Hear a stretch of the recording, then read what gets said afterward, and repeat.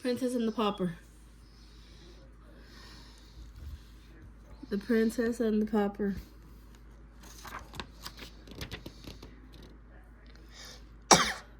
Once upon a time, there was a good and kindly king. He ruled his country with fairness and generosity. He had a son, the prince, whom he loved very much. One day, the king became very ill and could no longer watch over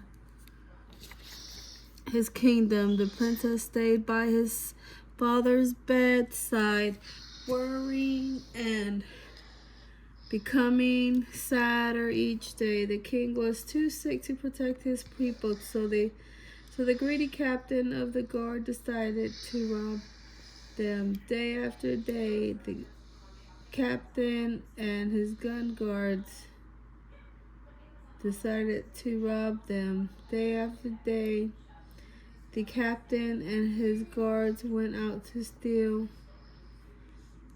from the people, and they filled up the palace with mountains of food and gold. Nobody could save the kingdom from the thieving captain until one day the two poor peasants known as paupers wandered near the palace looking for food. Mickey, one of the paupers, looked exactly like the prince. Of course, he didn't have fine clothes to wear or two loyal friends. One was the other pauper, a friendly pup named Pluto. Mickey and Goofy whacked the captain of the guards sped by in a royal coach filled with food. Pluto was so hungry that he chased the coach into the palace.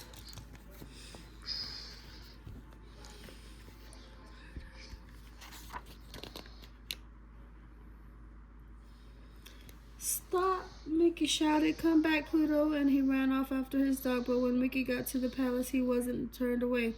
A guard waved him in and called him Your Majesty. After a while, Mickey became worried about being caught inside the palace. When he heard royal guards approaching, he looked for a way to hide. Meanwhile, the prince was staying through another boring lesson with Professor Horace. To pass the time, he took out his pea shooter and aimed it at his servant Donald. Then the prince thought, I think I'll have some fun and hide from the Professor Horace. A little later, there were a loud crash in the hallway. The prince and the pauper had each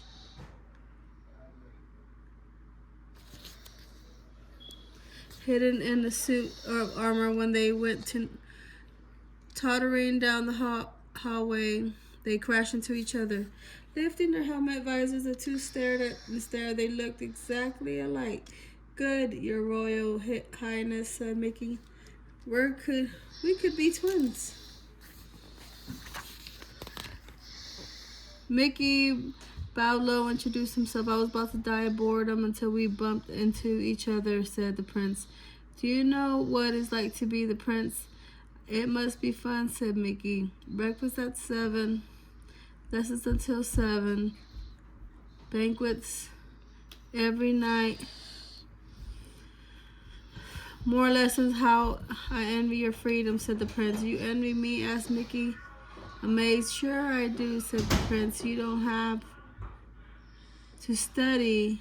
Wondrous idea. We'll switch clothes and switch places for a day.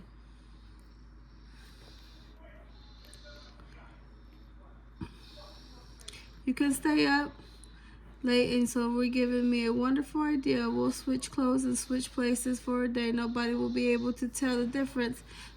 And so it was done.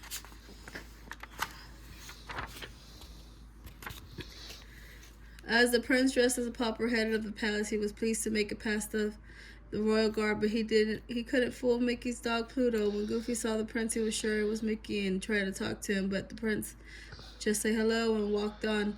Back at the palace, the pauper was dressed as the prince.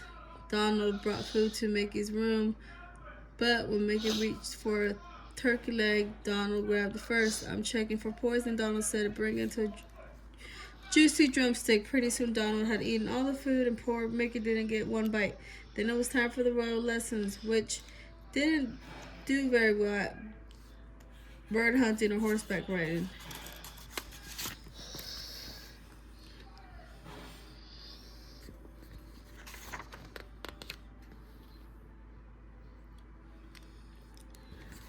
And the prince wasn't doing any better. He got jostled by bustling crowds and felt loose in the city streets. Feeling hungry, he headed for the marketplace where he saw one of the captain guards stealing food. He ordered the guard to stop, but the captain just glared at the raggedy peasant and called out, Arrest this beggar. He's trying to steal from the royal guards. Come on, my friend. Quick, this way, called a voice. It was Goofy. We grabbed the prince and whisked him off to a small hut to hide. A few minutes later, the town crier came through the square with news that the king had died. I must go to see my palace tomorrow, he said. The sad little princess said, I must go to my palace tomorrow. I miss my father greatly, but now it was duty to take over as king. I promised my sick father that I would rule the land justly and with compassion for all. Gosh, said Goofy, you're the prince. I thought you were the buddy Mickey. I am your friend from now on, bowed the prince solemnly.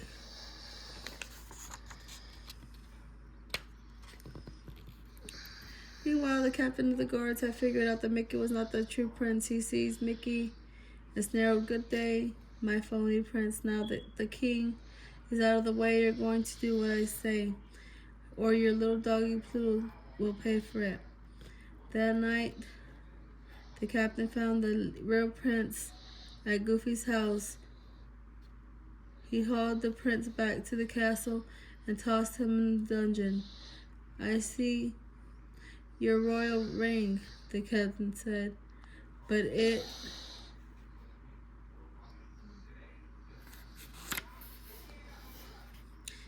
won't do you any good. As soon as the pauper is crowned king, I shall unmask him as impostor and rule the kingdom myself. But the prince was not alone in the dungeon. Donald was there too.